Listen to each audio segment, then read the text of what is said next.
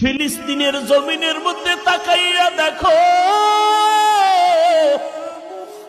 মায়ের সামনে সন্তানকে জবাই করা হয়, সন্তানের সামনে মাকে হত্যা করা হয়। রে যুবক, পানি পানি বলে চিৎকার দেয়, পানি নাই, চিকিৎসা নাই, কোনো খানার আয়োজন নাই।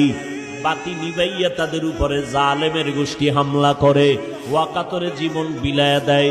এক বাবায় শুকর আদায় করে কয়, হাসে আর শুকর আদায় করে।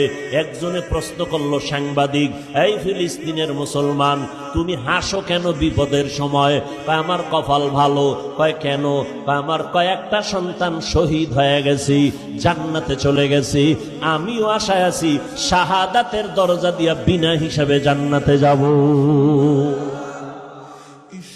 এরে নবীর উম্মতের দল, তুমি যদি নেতার জন্য জীবন দিতে পারো, তুমি যদি দলের জন্য জীবন দিতে পারো, যারা আমার মাওলার আশিক, যারা আমার মদিনাওয়ালা নবীর আশিক, ওরা কেন নবীর জন্য জীবন দিবে না?